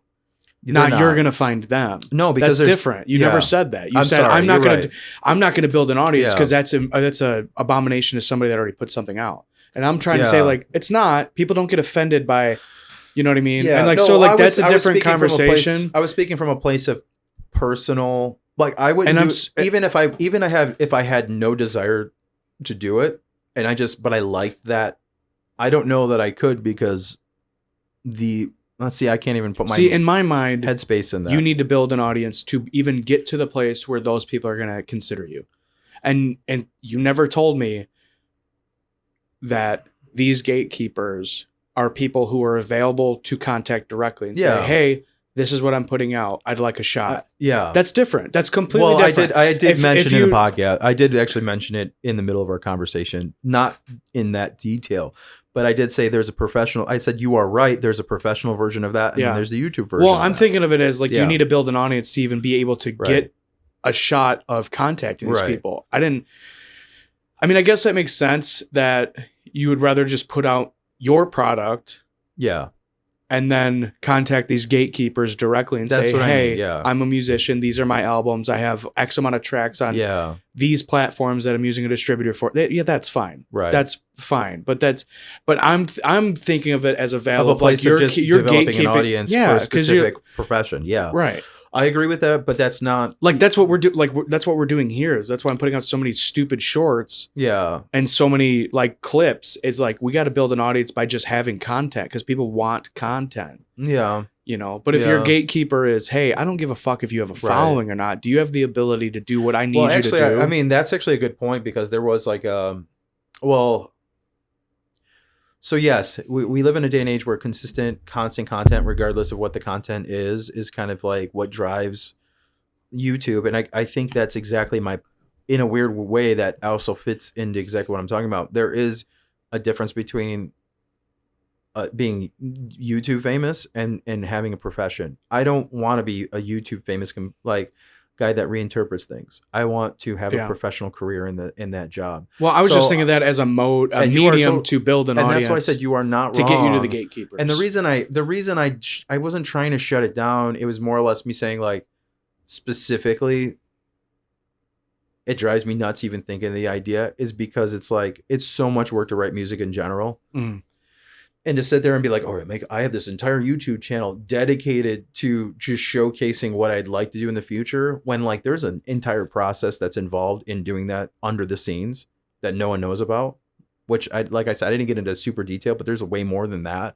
But like, it's like, oh my God, like, you don't understand. Like, it takes me sleepless nights just to write a track that I'm like comfortable with and go, all right, well, I can like just send this out, distribute it as a track that I wrote. So like to wing it on YouTube, and even if it's excellent, even if I could do a fantastic job and like it resonates and people are loving it, and even if it landed me a deal, it would feel really cheap. And I hate to say it, this sounds dumb, and maybe this is just my own. I'm not trying to gatekeep myself. I have a vision of where I want to be and how I want to get there, and I want to get there in a way that's not. I don't know how to explain it. Like, if I put out music or I make a YouTube video of me playing music, I want to showcase not just my abilities, but maybe I'll have other musicians too. And it's like it's an entirely different experience where I go, hey, this person's amazing. And there's like kind of like this. Well, that was also my mind when I'm talking about creating an audience online is, I mean, there's small VFX artists that need composers for their short films. Right. There's also kids making short films that need composers. And so if you become a creator, then you can then you open up the doors to collaborative efforts where hey, this guy who has these VFX artists and he's creating this series needs a composer. Am I saying like say I do this and it goes viral and I get like a call from a huge Sony and they go, dude, like, you went viral, like, your stuff's amazing, it's resonating with everyone, we want you, we're gonna sign you. Yeah. Like, exclusively us, we got 20 movies come out in the next 20 years, like, you're on. Of course, that's an opportunity that I might be gatekeeping from myself. I'm not saying it's a bad idea. It's a great idea. It bothers me internally that, like, even if it did gatekeep the future, I would have a really hard time doing that unless it was done with another artist as a filmmaker, independent filmmaker. You know what I mean? I'm saying specifically, like, I'm not opposed to the idea. I think it's a great idea, but like, I would have to go from a place of collaboration. Have you reached out to anybody as far as like wanting to, like, have you looked up any kind of small filmmakers or found a small film and been like, hey, look up the guys who who submitted to Sundance this year? Yeah. And reach out to them and say, hey, so this is what I want to do. I'm not at that step yet. There's a specific professional steps that you have to take, and I'm not there yet, unfortunately. What does that mean? Why can't you reach out to people? Because there is a level of there's just a very specific step-by-step process. And I'm not saying where are you getting where does that information come from? Who gave you the outline of where you need to be? An actual music supervisor for film. And he said you need to, someone who worked on The Witcher, someone that worked on Game of Thrones, someone that and this person said you need to get to this point before you're even allowed into this world. What they said was, I did all the things they said. I took all the steps. I'm at a standstill. The next step is just putting content out. And not just internet content, but putting out albums, putting out music. When someone looks at you, they want to look at a discography of things that you've already achieved, because this is why. I'm not coming from Juilliard, right? I'm not coming from a place of, I've already reinterpreted Beethoven's whatever, Fifth Symphony, right? Yeah. Like, I mean, like, for example, John Baptiste, right? He does Beethoven in the whatever it is. I don't know if you've heard it, but John Baptiste is like amazing musician from, I think, Juilliard. But isn't that a wrestler? No, you think of Batista, I think. But so I'm coming from a place where I have to put out stuff, put out content, put out a level of professionalism that's going to be expected. There's See, I'm looking at this like when I started it's a job. when I started my Imagine- painting yeah. like this is a total fucking different world. Yeah. But when I started my painting contracting company, I wasn't like, I mean, I literally made flyers and went to every single place in person, gave them a flyer, Yeah. cold called companies. I messaged about 1,000 independent like single family homes that were up for rent. Right. I mean, I messaged 1,000 people independently. Yeah. And like Actually, and I that did. and I that, actually and reached- that okay, style so- of hustle, so to I don't answer- understand why not do So that. because Like who? And by the because way, there's a spam. who is this guy? There's a Like spam, just because you worked on something doesn't make you a gatekeeper that has the rules. it was you know it was what I good. mean? I mean, sure, but it was good knowledge, and I think it was pretty because when I looked into what he was describing and then started looking on other websites, like everyone's like, don't do sync libraries, don't do this. Like there is 30 He's million, a reputable guy. He's a Other than reputable- yes. just because he has credits doesn't make him reputable. You know but what I mean? what he was saying, you can look up, and Okay. other people are Well, saying, that's why I'm yes, asking because there's a lot do of bullshit. not do There's a this. lot of bullshit. And guess what? One of the things they say not to do, like a lot of the stuff that you're talking about, don't go and showcase everything you're doing on YouTube because you are an artist and people want. Because the thing is if you, like, for example, there also becomes a problem with that. Like, say you're amazing at what you do, and you would have to be the best. You would have to be Jacob Collier for Sony to go, hey, look, man, you're gonna have to get rid of all your YouTube. You are owned by us now, and you're gonna do all of our movies. He's not gonna do that. The guy's super successful being who he is. So if I want a career, so there's a lot of layers to this, but also the spam shit, they will blacklist you like that. I actually contacted Sony directly, Universal directly, and a handful of others, A&R basically companies, right? Their music departments, all of that. And they all said the same thing. The only thing that we can do for you if you're not a signed artist is give you a forum. You have to already be working on a film that's owned by us. because you have to be part of a union or what? No. I'm already part of like the ASCAP and stuff like that. I'm already registered for that. But I'm already a registered composer and musician. But you have to. I would have to already be in in cahoots with a music supervisor on the set of a film before I can reach out to the owner of the production of that film and go, hey, I'm submitting this for this movie. So you have to be there already. It's a closed system. So there are very specific steps to get to that point. That's odd to me. Yeah. Why would you want to gatekeep talent? Because millions and millions of people, everyone can Fruity Loop, Yeah. right? Yeah, I guess. But like, I mean, thinking about like people sending out demos in like the 90s, right? Yeah. Or 80s. Yeah, it's it's like, not hey, the we made a same anymore. tape and fucking send it Yeah. to RCA and go, hey, this is my shit. Yeah. Yeah, but those guys were, going and doing studio sessions. You can write an entire score for a movie with $200 of equipment right now. Yeah. I mean, Yeah. so imagine how many people are doing it now in their bedrooms, right? It's endless. Specifically that. I mean, I don't know. It's so flooded. It's so flooded that people are actually paying middleman to like force their music into like commercials. Yeah, so they see, can that's make- the scumbags that come in and go, hey, if you But want that's your what music, I'm saying. if you is want a your music, specific, pay me there $12 a month. dude. When I tell you there is a specific game plan in order to even kind of have a slight 1% chance of it happening, I'm not kidding. Sure, I can go and pay someone $1,000 a year to try to push my music into a shitty CVS commercial. Yes, I can do that. Guess what?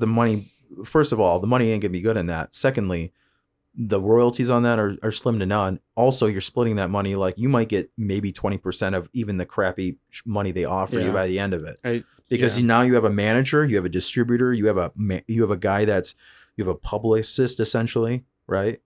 You have all these roles. I'm trying to do all this without any of that because it's like I'm an artist.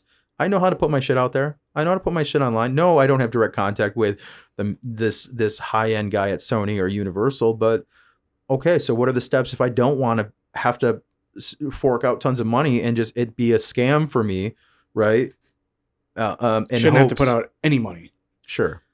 If somebody wants your art, Yeah. it shouldn't cost you anything. I mean, it still costs me a ton of money just to do like the bare minimum. I'm saying for people to see it. Yes, I agree with that. Paying for sponsorships on Instagram, I mean, you whatever. pay, I mean, like, right that now shit's you pay bullshit. for websites, you pay for registration, pay for copywriting, pay for the software to create your stuff, pay for the instruments, so on and so forth. Yeah, sure, but I'm saying as Yeah. far as like getting eyes on your stuff, Yep. it's bullshit. Yeah. Paying for sponsored Instagram videos, it's bullshit. There's not a single big Instagram Yeah. personality who paid their way to get there. Right. People watch what they want to watch. Yeah. And they listen to what they want to listen to. Yeah. Regardless of how it's put in front of them. And also this might, what I aspire to right now might be unreasonable in a handful of years. Like maybe in 3 years I go, this is like way too much work. This is not feasible in my life. Cool. Well, then I put out a bunch of albums. Maybe I just perform them live. Maybe I find another avenue that it makes sense in. What I can't stand is I've met a lot of artists over the years who like actors and musicians and stuff who've like dabbled in so many things that it's like, I don't care. They've dabbled in so many things that are like mediocre that it's like, it's great that you're doing it. And I love the workforce and the drive, but no one's going to remember you and no one's going to care that you did this. And I know it sounds terrible and it sounds disheartening. I'm not saying don't do things because of that reason, but I'm saying there are people who live their entire lives doing the thing they love, but like they take it to a point where I'll do anything just because it's that. And it's like that's also sure. losing Yeah. a I bit mean, of the there's artistry. definitely, yeah. I mean, actors that come to mind, it's like Al Pacino doing Jack and Jill. It's like, what the fuck was that? Yeah. So I could see your point there, but imagine, I don't know. I mean, as long imagine that on a smaller scale though. It's right. it's a million times more cringy. It's like, oh, that's great. You did this terrible movie that your friend wanted to do. Yeah. But before that, you were in like a high-end musical that like went viral on YouTube. You've just ruined your career now, because now could be. Yeah. I mean, I'm not saying it would. I'm just saying it's cool that you did that, but you took that second thing so much more seriously than the thing that was actual. I don't know how to explain it. It's I don't know. It's like, I don't know. Yeah. There's just it sucks because there are specific professional moves that you have to make if you want to get to a certain level in it. You know what I mean? I feel like, and I don't even know, like I'm disconnected. I'm just reading stuff online and kind of sorting through all the fat and the BS online about it. And like, I'm starting to come to the conclusion, like the way it is for anybody in film, Hollywood, even in music, the music industry, it's kind of all ran the same way. It's like, it's very like, good old boy network kind of thing. Or it's, someone takes a liking to you. Like I would have better luck, like going on a trip to Hollywood and getting blackout drunk with someone that's some sort of so many degrees removed from a high-end producer. And I would have better luck doing that than me even taking these steps. So I guess like the point is that it's so specific for anything in that realm to happen, that it's not necessarily feasible that it will. And I don't even know that necessarily the music's even good enough or that I'm creative enough to even do it. It's just something I aspire to. But I know that specifically, like there's things I wouldn't do in that realm. And, you don't think you'd be satisfied if someone said, "Hey, I don't want you for a film, but we have a series of fucking F-150 commercials I want you to score"? You'd be like, "Fuck no." No. I'm not saying that's not what not that specifically. No, I'm saying more or less like ideas. Like I'm saying specifically like if someone if someone from the future came back and like, hey, you have two paths. You have a 10% chance of scoring one of the greatest films of all time, but you have 100% chance of becoming YouTube famous and making, I don't know, $5 million a year playing compositions on YouTube for people to enjoy. For some reason, there's that many musicians all of a sudden, right? That like that stuff. I would take the other one. That's kind of my point. I disagree with that. I understand why you would. I disagree with that, man. My heart's not. My heart, this other thing, this other idea is That's a try hard, right? I like But it. that person's also making a living doing what they want to do. And that's huge. That's the biggest thing ever. To not have to show up to a place, to I do a agree. thing you Well, don't care about. But we're talking about, like, I already have a career. I'm talking about art. What's that fucking, I'm talking about what's art. that guitarist You gotta that we used to follow that put out all those really funny like gent videos? And then eventually he started doing like long form like interview and like long videos. Yeah, I know who What you're the talking fuck about. I is can't think of his name, but yeah, I know who you're talking about. Jared something or other. Maybe. Whatever. Yeah. You wouldn't want to be him. No, not in the Ever. slightest. Not even close. See, that's weird to me because he gets to explore the world of music I enjoy for a living. I enjoy his content, but I do not resonate. Like, I personally, my artistic side does not resonate with that person. There's a bit of there's a level of cringe that I don't like. Like, when I think of myself in his shoes, I don't think I'd be able to handle it. So the way he started out, sure, like doing the like, oh, I wrote a gent song on a shovel. Even what he's become, I hate it. I hate all those old channels. They're fun to go look back on. I mean, how recently have you watched his stuff? Because like he has a video where he like there's a cool. There's a bell No. player at a college and he gets to explore this world. I don't hate it. The know. artistic side of me hates it because it's like he doesn't need to do anything. He doesn't need to like pour his. I don't know, man. It's hard to express. There's levels of artistry that I think are important to the individual, and to that individual, he said, "This is cool. I love what I'm doing. I'm making money. I'm successful. I can think of a million things that I could make more money doing. It's just my heart wouldn't be in it. That's kind of the point. It's like I don't hate it. When I say hate, it's just more or less like the artistic side of me says like, what the? I would never. I don't know. I think I'd be okay with being adjacent to my dream. I think I'd be okay with being adjacent to my dream to be able to. But that's also your personality. Anything in the realm of what you're interested in or like, it's good enough. Like, but I've also seen you dialed in where you had a specific vision of something, and boy, is that a different person. That's where I'm at. I'm a different person. I'm an animal when it comes to what I want to do, and it doesn't mean it's going to be right, and it doesn't mean I'm going to get to that point. But I mean, this is art. This is something deeply ingrained, and there is a specific vision, a specific character, a specific way that I want to emote that artistry, right? Mm-hmm. Doesn't matter. It might not go anywhere because of that. Honestly, the artists are their own gatekeepers, but that's the point. That's the point. That's what makes it art. You know, I might compose something that I think is the most amazing thing on planet Earth, and maybe in 100 years, people will go, dude, this was amazing. I don't care. Doesn't have to happen in my lifetime, but I'm also going to be true to what I want to do.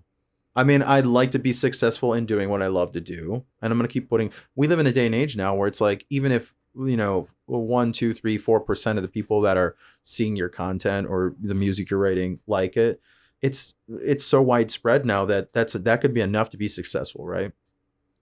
So this is why I'm also saying, like, you're not wrong. And I wasn't trying to shut down your ideas. It's just the artist in me was like cringing, like it just like hurt my soul to even think of doing those things, even though they make sense. It's just like the whole point of me wanting to do this stuff is because of this deep rooted aspiration, being moved emotionally to places I've never been before because of just some strings and piano. Right. And so, which is just part of my own artistic self, right? So it's like, it doesn't mean that there's all these great ideas. Dude, as a musician, I'm good enough that I could do a million things and probably I probably wouldn't have to work again. And they're easy, they're cheap, they're simple. Like, there's a million things you and I could do. We could say, all right, forget the podcast, forget work, and we could just join a band and travel and probably make a decent living just doing that. Really, if we just did it, 100% we could do it. Doesn't matter though. That's not the life. Like, it's a hard, busy life. And I don't know that as someone who's written music and been in bands and stuff, it's so much work to constantly be writing and constantly be playing together and constantly be around each other, right? Like, in those environments that it takes a lot out of you. So, yeah. So I apologize for sounding like I was totally shutting you down and just shitting on everything. It wasn't. It was just coming from. I meant well what I was saying. It was just from an artistic perspective. I want to get my stuff out there and I want people to enjoy it, but I also know what it is. It's piano and strings and, you know, maybe some beats here and there and or whatever, some percussion here and there. And that's not what's popular. You know, if I got some really hot, decently talented singer to sing over my beats, like I'd be somewhere by now already. But, you know, that's unfortunately not right. So I guess my point is that there's a million different avenues that I could take that are shortcuts, right?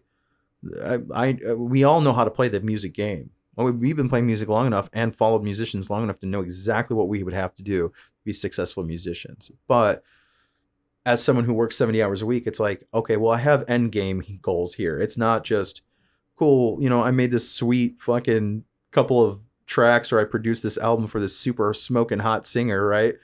And now, like, yeah, I'm a multimillionaire smoking blunts, playing, you know what I mean, keyboard. I don't see the problem with that. No, I don't either. But it's just not the direction I want to. It's not the direction I want to go in. That's kind of the point. Is like, it's just not. Because, for example, you could have. What if you did all of those things and you're just like this? It's kind of going back to like the guys that are into the specific things, but then they do it all, and you're like, all right, man, like hone it in on one thing. Like, you know, and I get it. If you're just all in and like, you're just so passionate about it, like you'll land a job doing that thing, right? It'll be adjacent, like you said. And a lot of people are cool with that. But for me, if I'm going to put what little time I have into something or anything, I mean, this is easy. We just talk, we just record. Yes, there's some editing, but even that's like, I mean, that's not comparable to recording music and putting it out. Right? I don't think it's the same thing. Music is hard. You have to really, really either know who you're selling to or really love what you're doing. And I've already dabbled with, you know, trying to, in my own mind and in my own soul, like, do I want to just put out shit that I know will sell? Not really. Because I don't like most of the music that's selling. You know? It's good. It's so catchy. What do you do? It's a good question. To make people give a shit. Probably talk about it. Really? Like this, you know, just have an open conversation going. Like, I know you don't get it, but that's also because we live in a world where there's a very specific format. We live in a world where everything's so overly engineered now that, like, you know, like if you listen to enough pop music and you're a decent musician, you can just sit at a keyboard and write hit songs all day long. And most of the people that are writing these hit songs are like these nerdy white guys that are just like semi-decent musicians that sit down on a keyboard and write these lyrics, and they sell them to like big-time companies. And like, do I want to be that guy? No, I mean, there's nothing against those guys. Those guys are millionaires for just being decent, halfway decent at music and understanding what pop culture is going to want. I'm not opposed to that, but I don't personally align with that. So, I wouldn't want to do that either. I mean, we've talked about writing music before, and for me, whenever I would write music, it would be, I had an impulse and an emotion that I needed to write about in the moment that I wrote the song, and right. And a lot of the times I would record the song and be like, I fucking hate this song because it takes me back to where I was when I wrote it, you know. And people might enjoy it or be like, dude, it's a good song.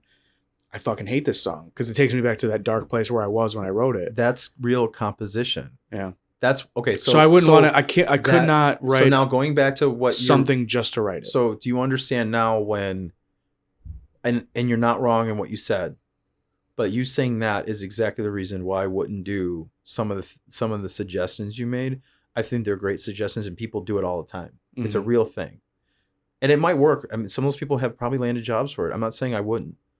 It would hurt me too much to be successful on the back of someone else. Well, it wouldn't even be that. That's kind of a wrong interpretation. But what aspired me to do what I'm doing now, just like you said, when you listen to like an old song you made or something or lyric you wrote, it takes you back to that place. Well, you've heard my music. There's a lot of pain in that music. Every time I listen to those tracks, I cry. It's insane. It sounds so sensitive, but you don't understand the pain that went into that. You're telling me you don't think Hans Zimmer, when he wrote that little piece for his son, and that ended up in Interstellar. You don't think every time he plays that, he doesn't think about his son? Hmm. That became the theme of Interstellar. I mean, I'm just saying, there's composition is such a deeply sensitive and emotional, and not all of it. I was gonna say, I mean, it's some of it, not all of some it. of it, but sometimes you're just making a soundscape for a fucking crime show. Sure, you know, it's like 100%. I mean, I agree with that, and I'm not saying like showcasing those skills is a bad idea, and I'm not even opposed to that. I think maybe I was taking it to that level because we've had the conversation. I was relaying the conversation we had before about like, why don't you take like, you know, a scene from The Godfather and rewrite it? You know, I'm like, dude, are you kidding me? That's insane. I get what you were saying. I was just trying to think of a movie that would resonate with people, where it's like everyone knows this scene. Okay, change the feeling of the scene with your music. And that was the idea. And you're absolutely not wrong. And in what you said, but I think this is going to take some finesse. And the problem is I don't have endless time to think about it. That's what sucks.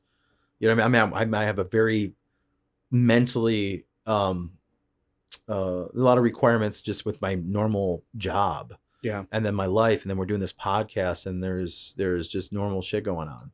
So it's like I don't have this endless time to like delve into. It's gonna take time for me. I think it's great. I think it's this podcast is a great way to discuss these things though. And maybe this podcast will help me with ideas, and you know, and like I said, even like the ideas you shut off doesn't mean like I'm not trying to shut you down, because realistically, some of the things you said could definitely be taken in that same light into a direction that makes more sense personally for me.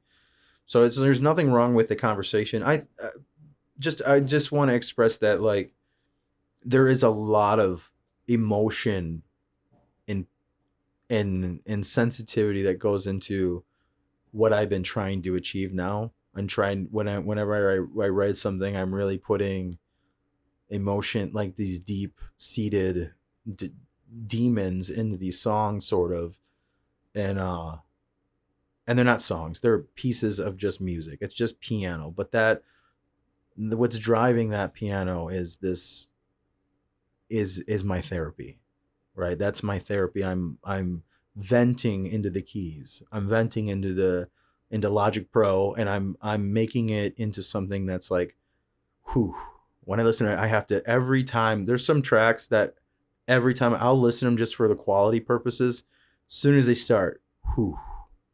Not because I think it's great. I don't even think half my tracks are, it's not about like, I know what I'm doing and I'm this. I don't think it's great at all in a lot of ways. But that feeling is just like, it's so heavy. It just hits me like a train, and I'm like, oh fuck, like it's there again. But that's what it's about for me, right? it's not just because I'm a musician. It's not just, you know. So I guess that is kind of the battle though, because in order to be palatable, it has to not be so much of that. That's a little too much. It's a lot of heaviness that people aren't gonna understand. So that's kind of where it's like, well, do I just keep going down this road of just really delving in? And then maybe you don't want to engineer being palatable. I mean, we've talked about that. It's like you don't want to be a Coney Island of a musician. Right. I'd rather be. Everybody can get something they kind of like. It's like, no, dude, I want to be fucking right. If I had a choice to be spicy, you know, yeah. If I had a choice to be like, you know, Tom Waits or Bob Dylan or this other guy, and not really feel what I'm doing, but like, hey, man, it made me millions and got me a lot of ass. Yeah. I'm sorry, but I'm taking Bob Dylan and Tom Waits every time. Yeah. Which is weird, you know. I don't know. I mean, it's probably it's not weird. There's already so many people who are doing it just for the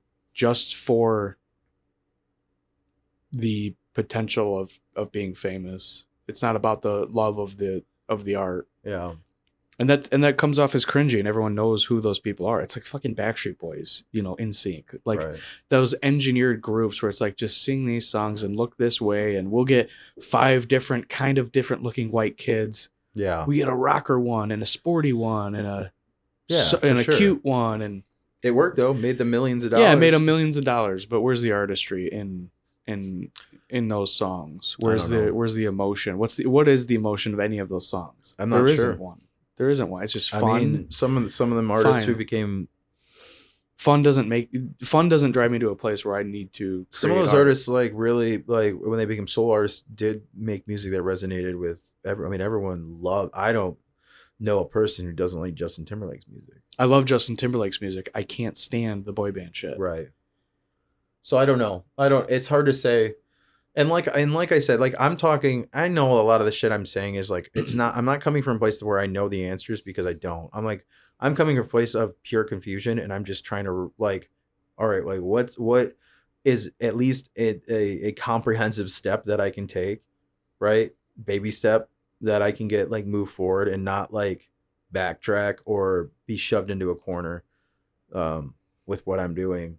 Yeah, you don't want to paint yourself into a corner where you're typecast as this fucking guy who has an inability. Right. But also, how do you build an audience to be in a place, to have an audience? That's the trick, man. I At don't all. know. I don't know yet. I think I'll get there. Because I've even thought about, like, what if I just said, all right, take some of these ideas and just put them in. It'd be even more relatable if I just had a band, right? Because it's like, cool, you're playing piano and whatever, and maybe have a singer. And it's like, oh, now you're taking all this artistic stuff and then making it super relatable, but that's not what I want to do.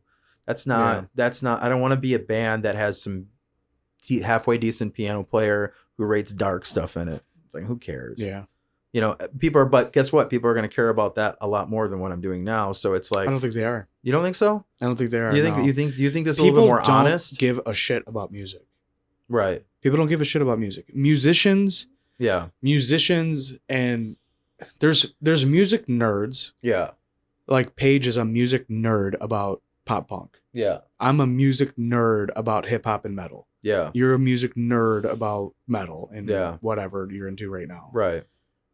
Pretty much a lot of music. But like for the most part, the average person is putting on like pop on their FM radio in their car, and that's what they listen to on the way to work, and they don't give a shit what they listen to. Right. You know, and so like to form a band that anyone gives a shit about, it's just like it's impossible. Right. It's impossible to take.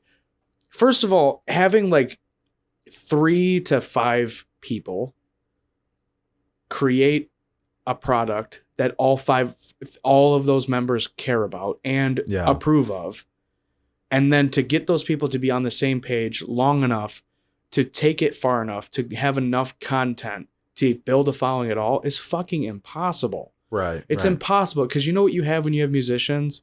Drug addicts, burnouts, assholes, people who like, oh God. I mean, we have musician friends in our friend group, and we're getting told stories about like, oh, hey, you want to get back together and jam? And he's like, and one of the musicians is like, you guys are gonna have to pay me to show up to jam. And he's like, what? We were in a band like 10 years ago together. What do you mean? I got to pay you? Right. He's like, no, my fee is like $200. It's like to just a fucking jam for fun. Right. Fuck you. Yeah. Like the fuck are you talking about? We're talking about getting together to have fun, and you're telling people I'm not going to do it unless you fucking pay me for it. You know what I mean? Wait, what specifically are you? I'm not naming names. A musician refused to jam privately with our friends without getting paid his fee, which is $200. Which is like, you arrogant fuck. There's a lot of that. Who do you think you are? Yeah, I just had a conversation with a guy. His your fee. One of the musicians in my friend's band. I'm trying to be as generic as possible here, but is very obsessed with protecting his own music, and so he wrote all this bass lines for this album. They're like literally gonna drop soon, and he just messaged them and said, you know what, I like all this stuff that I've written, but like I want to keep it for my solo stuff. Jesus Christ. So now like the other members of the band are now recording bass tracks, even though he's still the bassist of the band, because now they're like, well, what if you keep doing this? We're never gonna drop an album. So it's like a weird place now. It's like, we're gonna write all the stuff and you can just perform it live then. Yeah. It's like, ooh, even that sucks. Yeah, that's why I do not want to be in a band. It's like, I'd rather just hire.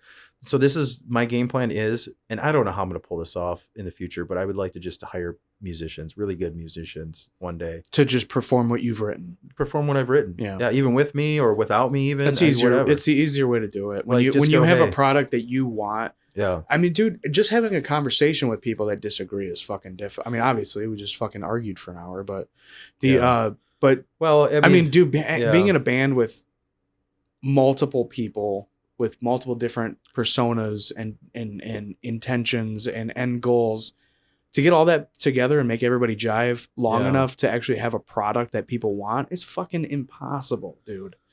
Impossible. I mean, we've both been in like fucking 20 bands each, and every time it's like, all right, well, I guess we're done. You know what's crazy is I'm a far better musician now than I was in those times. Like, just I'm way more accurate. I know what I'm doing. I know what I want. You know what I mean?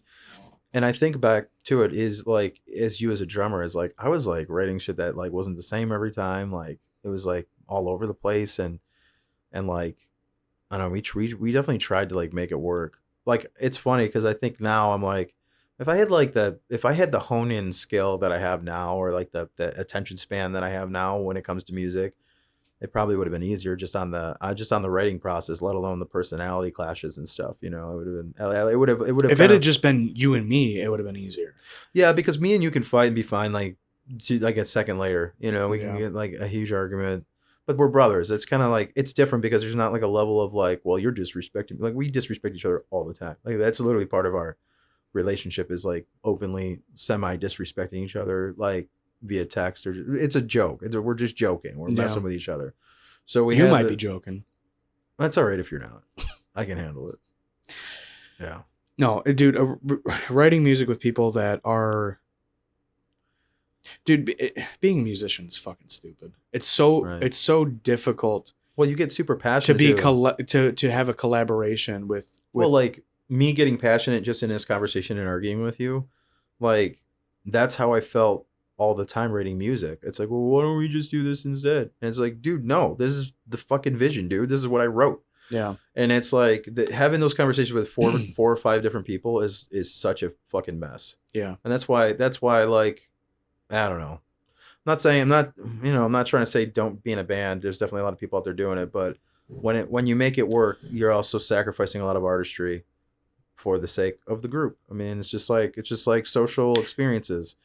It's like anything you sacrifice. Well, that's why there's a hierarchy in everything. There's a hierarchy in everything. And you go to a job site, there's a hierarchy in place. So it's like, hey, we don't want an interpretation of this. Enough. Yeah. Do what you're supposed to be doing here. Yeah. Enough with your fucking arguing and your reinterpretations of what's supposed to happen. Yeah. Do your job. Yeah. You know, and so like creating music in that sense, it's like, hey, I have a vision of what I want. It would be easier to be like, hey, I have a project, but I need you to come perform for this. Right. This is what I want. Yeah. That's a lot easier than being in a group of 4 guys. Yeah. And being like, hey, this is the collaborative effort. And then by the time you finish, it's like no one's happy and the product sucks. Dude, that happens so many times. I know some of the songs that we recorded, I'm like, what the fuck were we doing? But you and I jived really well with writing. Musically, yeah. Yeah. But then when we got third parties and fourth parties in, it was like, what the fuck? Right. Yeah. Like, what do you mean? Especially lazy ones that were like, you know, like, oh, you don't care about this, but you want all the glory of being in it. Yeah, that's most people and most things, right? Yeah. That's annoying. The YouTube channels from 15 years ago that I was doing. Yeah. It's the same shit. Yeah. Where it's like, oh yeah, we have a clothing company and we have a YouTube. It's like, right. I'm designing the shirts. I'm designing the decks. I'm running the YouTube channel. You're in the videos. Well, you also have to set time. Well, even like even in this experience, if we decide to like do a lot more with this, and you know we're putting out constant content, and I do need to like chip in a lot more. We're gonna have to set time specifically for that, and we're gonna have to like make because like I don't. We just have to divvy up work. At all, it's just like, hey, you're gonna give me timestamps. Right. You know what I mean? Like just stuff like that that'll take some shit off my shoulders because there's a lot. You know, it's a lot to. There's a lot of work going into this. You know? So anyway, dude, we did almost 2 hours. I gotta go get in the truck. Okay. Yeah. Well, all right, man. 9 days. 9 days until the next one. Which is that's why we want to take advantage of it and record as much as get out as much as we could. And, right. You know, based on our schedules, it's gonna be every other Sunday banking. which is weird, but Yeah. We'll see how it goes. Hopefully we have the time to do this, and well, we're going to make the time to do it. I'm sick of looking back and being like, why didn't we keep going? right. This one specifically, we've talked about this Yeah. every other week for 8 years. We're also have the most busiest lives we've ever had. I mean, mine's not nearly as busy as yours, but it's also, my schedule's crazy. So I don't know. We're gonna have to make it work. We'll make it work, because like I said, like we've talked about in other episodes and in personal phone calls, it's like whenever there's internal turmoil, it's because I'm not putting effort into things that I want. Right. And I'm just doing what I feel like I have to do. And that's when that turmoil really starts fucking causing issues. But we also don't need, I mean, we don't need to get like, I think, if we let things happen now, I'm even feeling this way about my own personal ventures. I think like things are going to develop organically really nicely, because you and I can talk, we can argue. And honestly, you might like look back editing this video and be like, "Oh, this was so." I'm gonna be annoyed for 5 hours editing this. Yeah, but at the same time, you got to realize like people, this is real conversation, man. That's a real conversation. Yeah, we're not talking about this week in Florida. Yeah, fucking, I hate the radio. Real shows conversation, real arguments are good, man. I like. And it was honestly, it was a good thing for me, because I was able to kind of at the end of it express specifically what I meant. And it's hard to, when you're talking about layers and layers of not just emotion feeling, but artistry, and then also things that you're, the technical side of things and whatever, like there's so much to talk about when it comes to that. It's like, I don't want to, because I'm already doing it. And then to constantly talk about it, it's like, I've got a job and a life outside of that too. Yeah. So, but I'm glad we got it out, and I'm glad we had the conversation, and and I think it's eye opening for both ends. Like for me, it was like, what you're saying is not wrong, and it's a great idea in a lot of ways, and maybe I can compound upon that and make it my own and do something interesting where people go, okay, well, I kind of get it. Yeah. I mean, as long as I just want to do something that slightly resonates. I'm not saying people have to love what I'm doing. I just want it to resonate. Yeah. It's like when no one gives a shit about classical, or no one gives a shit about compositions, right? But then you watch a movie and you're like, well, if you didn't have that music in that scene, like, you're not going to believe the characters. You have to have some incredibly talented actors to carry the emotion of a scene without music. Which is a rarity. Which is rare. It's super It's rare. incredible when it happens. It is awesome when it happens. Like Adam Driver, and I don't know if you watched that, the married couple, Married Life or something. Married, I don't know. It's Adam Driver and... I've seen clips. It's incredible. Yeah. That movie's incredible. It's really well done. I can't believe the amount of weight that was on their shoulders as actors. That movie's incredible. But man, the average show movie, you take the music out, you've taken out everything. Yeah. Yeah. You might as well take out everything. But yeah. Anyway, man. We have to make time for this. We've been talking about this every other week for 8 fucking years. We are. So. I mean, I guess it's going to be tough now. You're going back to work and everything. Yeah. It's going to be real tough. It's going to have to do it on Sunday. I mean, and you got a family life, and you've got a girlfriend, and she's not going to want to hear about this and deal with this all the time. So I don't know. Hopefully we can make it work and make it happen. We'll have to figure something out. We'll make it work. Yeah. We'll figure it out. Yeah, it's just going to take some work and some compromising. And that's all. But that is what it is. I mean, if you want me to be not... You know what? I mean, we can even, and this is just throwing this idea out there. I mean, I can switch around my schedule if I have to make it work too. I can't go on like a day shift, but get a day off a week or something. We can figure something out. Logistics of what we actually need to do, privately. But yeah, dude, we'll make it work. We'll make it work, because like we've said, and we've had this conversation a few times now. It's like that we need to create, right? And when we both go through seasons of not creating, and then we're like, why are we miserable? Why am I anxious? Why am I mad? Why am I it's because I have all this creative energy that I'm not using, that is just bubbling up into everything else. But little did I know that like all of the nuances that come with it in this day and age, like social media and advertisements, and it's so frustrating, dude. It's like, all right, well, so now I'm gonna boost this post. Don't waste your time doing that shit. It doesn't do anything.